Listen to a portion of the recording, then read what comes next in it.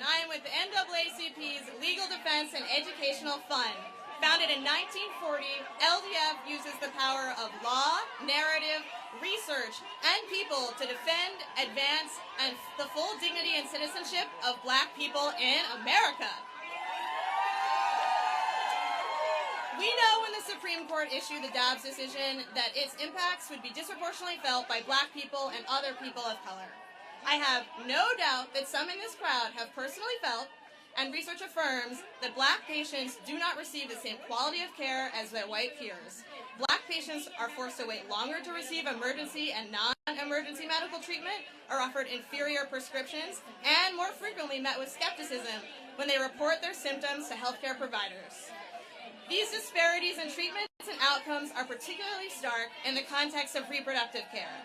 Black pregnant people are often subject to discrimination throughout pregnancy and the postpartum period, including mistreatment during labor and delivery.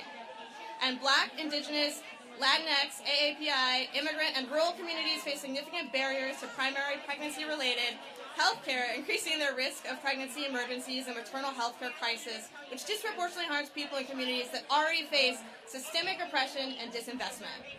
Historically, power over our bodies, this is fun, our reproduction, our fertility, our decision if or when to become parents have not been a liberty Black people, Black women, Black trans people have had the ability to celebrate freely. I'm proud to stand with so many of you leading this change to change this reality. Pregnancy in this country is now 10 times more lethal than in high-income countries.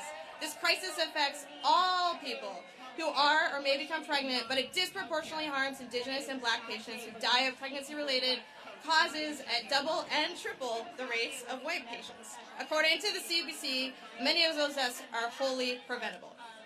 Today we are gathered in unity to remind the court that for nearly 40 years, EMTALA has required Medicaid-funded hospitals around the country to provide necessary stabilizing treatment to all patients in a medical emergency.